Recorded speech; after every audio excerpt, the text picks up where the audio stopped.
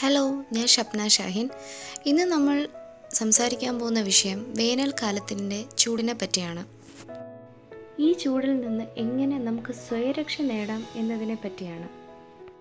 നമ്മുടെ വീടുകളിൽ വരുത്തേണ്ട മാറ്റങ്ങളെപ്പറ്റിയും ശരീര സംരക്ഷണത്തിനെ പറ്റിയും വസ്ത്രങ്ങളെപ്പറ്റിയും ആഹാര രീതികളെപ്പറ്റിയുമാണ് ഇന്ന് ഞാനിവിടെ ഡിസ്കസ് ചെയ്യാൻ ആഗ്രഹിക്കുന്നത്. അപ്പോൾ നമുക്ക് വീഡിയോ സ്റ്റാർട്ട് ചെയ്യാം. ആദ്യം ഞാനിവിടെ പറയാൻ പോകുന്നത് വെള്ളത്തിനെ പറ്റിയാണ്. സാധാരണ ഒരു ദിവസം ഒരാൾ കുടിക്കേണ്ടുന്ന വെള്ളത്തിൻ്റെ അളവ് എല്ലാവർക്കും അറിയാം. പക്ഷേ വേനൽക്കാലം ആകുമ്പോൾ ഇപ്പോൾ നമ്മൾ ഒരുപാട് വിയർക്കുന്ന സമയമാണ്. അതുകൊണ്ട് തന്നെ സാധാരണ അളവിൽ നിന്നും കൂട്ടി വെള്ളം കുടിക്കാൻ ശ്രമിക്കുക. മറ്റൊന്ന്, പുറത്ത് പോയിട്ട് വന്ന ഉടനെ ഫ്രിഡ്ജിൽ നിന്ന് തണുത്ത വെള്ളം എടുത്ത് കുടിക്കാതിരിക്കുക. അത് ശരീരത്തിന് ഏറെ ദോഷം ചെയ്യും. തൈര് കഴിക്കാൻ ഇഷ്ടമുള്ളവർ തൈര് നന്നായിട്ട് കഴിക്കുക. ശരീരത്തിൽ നല്ല തണുപ്പ് നൽകും തൈര് കഴിക്കുമ്പോൾ. അത് ഏത് രീതിയിൽ വേണമെങ്കിലും കഴിക്കാം. ലസ്സിയായിട്ടോ ജ്യൂസായിട്ടോ എങ്ങനെയാണോ നിങ്ങൾക്കിഷ്ടം അതുപോലെ തൈര് കഴിക്കാം. ചായ, കാപ്പി ഇത് ഒഴിവാക്കാൻ പറ്റുന്നവർ ഒഴിവാക്കിയിട്ട് ഗ്രീൻ ടീ ഈ സമയത്ത് കുടിക്കുകയാണെങ്കിൽ അതാണ് ശരീരത്തിന് ഏറ്റവും നല്ലത്. ഗ്രീൻ ടീ ഒരു നാച്ചുറൽ സ്ട്രോങ് ആയിട്ടുള്ള ഒരു ആൻറ്റി ഓക്സിഡൻ്റ് ആണ്. അത് നമ്മുടെ കോശങ്ങളുടെ ഡാമേജിൽ നിന്ന് രക്ഷിക്കും. അതുമാത്രമല്ല ശരീരത്തിൻ്റെ മെറ്റബോളിസം കൂട്ടും. സ്കിന്നിന് നല്ലതാണ്, എല്ലാവർക്കും അറിയാം. പിന്നെ ഫ്രഷ് ജ്യൂസ്, പഴച്ചാറുകൾ അതെത്ര വേണമെങ്കിലും നമുക്ക് കഴിക്കാം. പിന്നെ വരുന്നത് ഭക്ഷണ രീതിയിൽ വരുത്തേണ്ട മാറ്റങ്ങളാണ്. ഗ്രീൻ വെജിറ്റബിൾസ്, വെള്ളത്തിൻ്റെ അംശം വാട്ടർ കണ്ടൻറ്റ് കൂടുതലുള്ള ഫ്രൂട്ട്സും വെജിറ്റബിൾസും നമ്മുടെ ആഹാര രീതിയിൽ ഇൻക്ലൂഡ് ചെയ്യേണ്ട ഒന്ന് തന്നെയാണ്.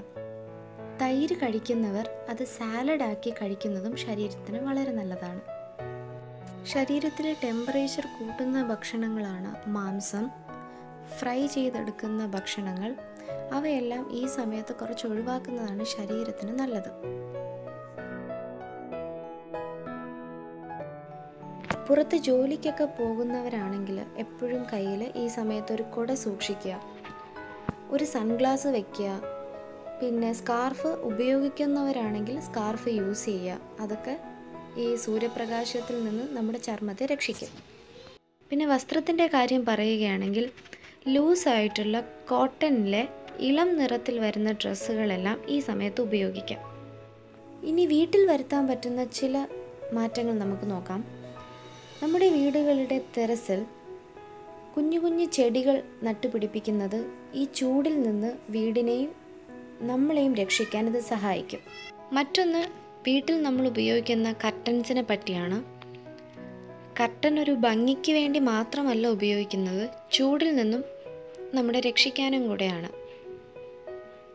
പിന്നെ ലൈറ്റ്, ആവശ്യത്തിന് മാത്രം ലൈറ്റ് ഉപയോഗിക്കുക. നമുക്കറിയാം ലൈറ്റിൽ നിന്നും ചൂട് ഉണ്ടാകും. ഇനി നമുക്ക് കുറച്ച് സ്കിൻ കെയറിനെ പറ്റി നമുക്കൊന്ന് സംസാരിക്കാം. ആദ്യം ഞാനിവിടെ സംസാരിക്കാൻ പോകുന്നത് ടോണറിനെ പറ്റിയാണ്. ടോണിങ്, റോസ് വാട്ടറും ഗ്ലിസറിനും നല്ലൊരു ടോണറാണ്.